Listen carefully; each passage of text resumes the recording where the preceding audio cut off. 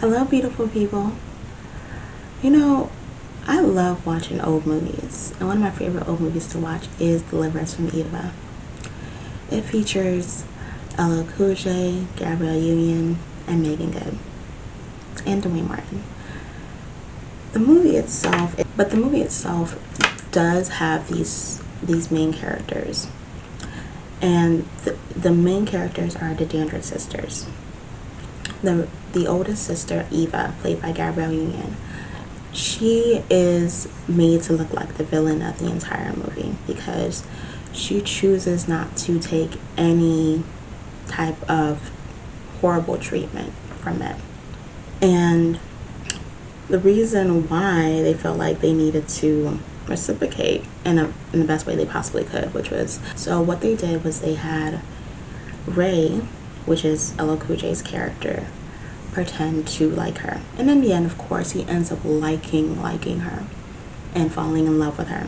And once he does fall in love with her, of course, as a happy person, you want everybody else to be happy around you, so she starts to help and like kind of like manipulates everybody's relationship to make it a better relationship. And these men were not okay with the way she was manipulating their relationship, so they took it upon themselves to tell Ray to basically break up with her because she had recently she had gotten a promotion to this job inspector. She had recently got a promotion to move to Chicago, and she wasn't going to leave because she fell in love with Ray. And the guys, they wanted her to basically leave them alone, so that they can just basically be happy with their significant others. But they didn't want her happy, because if she was happy, then she would be with them as well. So instead of allowing them to be together, they decided to kidnap Ray and tell the girls that he had died. Not just that he had left her, but he had died. Like the ultimate betrayal. That would have taken it way too far for me. Like, why would you need to tell me that he had died versus that he had just left me for another person? Because I probably could have dealt with the fact that he left me for another person. Like, but I felt like they probably felt like Eva would want to see some type of proof that he had cheated on her, and she would have wanted to know when this had happened. So they probably couldn't answer those questions. So when it came down to it, I get why they did it. I get why they lied and said he died, but I don't think it was necessary. I really don't think it was necessary, because there were so many other ways that could have been handled. And Gabby's character did not deserve that. I honestly did not believe that her character was the villain at all. It was the men. It was the men. They should have been arrested. They should have been incarcerated for the foolishness that they were doing. The plan that they orchestrated was not okay.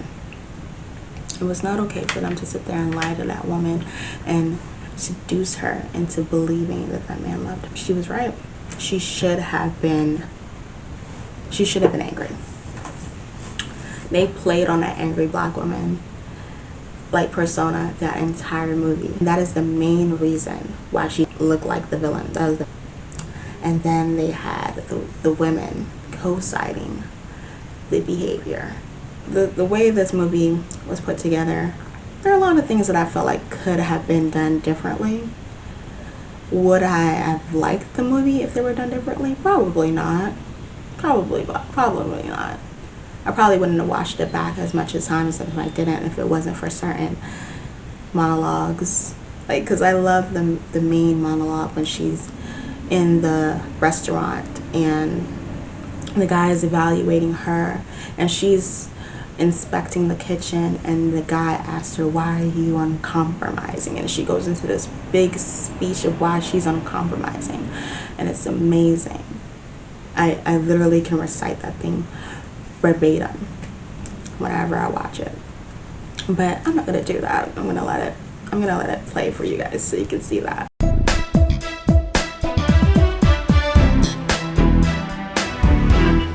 It does not look good, Oscar.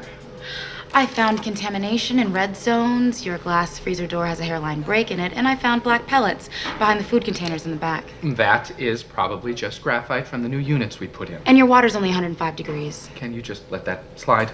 Well, the requirement is 110 because science tells us at that temperature, all dangerous organisms will die.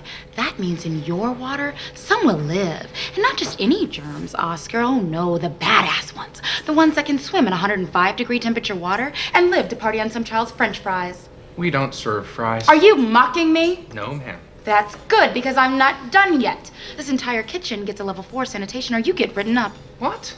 That means it's in the newspaper. Oh, well, thank goodness for you. I've got a soft heart. Heart? You don't have a heart. You got a hole with an ice pump in it. You know, I don't understand you. Why do you have to be so goddamned uncompromising? It's called principle, Oscar. Maybe the world is in short supply, but I am not. You see, people pay their tax dollars for my principle, so they can go into a restaurant and not eat chicken fried rat or bite into a bacon, lettuce, and ptomaine sandwich. If I slack up on you, then I have to cut everyone a break, and pretty soon the almonds on your salad have legs. If that makes me uncompromising, well, I wear it as a badge of honor because I'm in damn good company. Martin Luther King was uncompromising, Nelson Mandela was uncompromising, and I'm sure your mother was uncompromising, although the evidence of that is not apparent today. So, why don't you think of me as your mom right now? And Mama says, clean it up!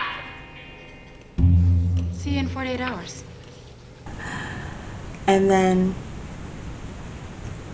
when that happens, that's when LL Cool J realizes, like, she's a force. She's a force to be reckoned with, and I want to tame that force. So he takes it upon himself to basically use her.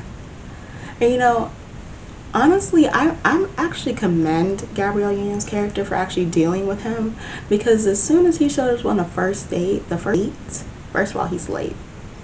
Second of all, he shows up, like, see, he redeems himself because second of all, he shows up with flowers.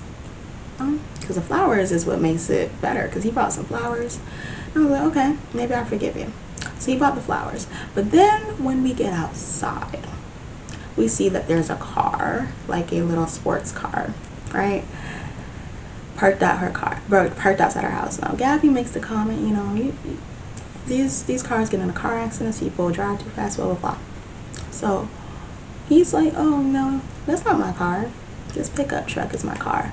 It's like some meat van is his car instead of this sports car. Now, at that point, me being a materialistic person, I probably wouldn't have. She gladly accepted that ride. Got in the car, they had a great time. And he told jokes, they sang, they had a great time in that car. And I think that was his plan all along. And we see that LL Cool J is truly sorry for what he's done. So he decides to pick her up in this white horse carriage because he knows that she loves carriages. She loves horses. Now he was listening. He was listening. He knew exactly what she liked. And that was an attentive, good man. He was listening. So even though he wasn't supposed to fall in love with her, he understood the assignment completely. I will be happy to review another movie for you guys, another one of my favorite movies for you guys. I want to take this time to thank my subscribers for watching my videos and sharing them with your family so we can go on this beautiful journey together. Bye.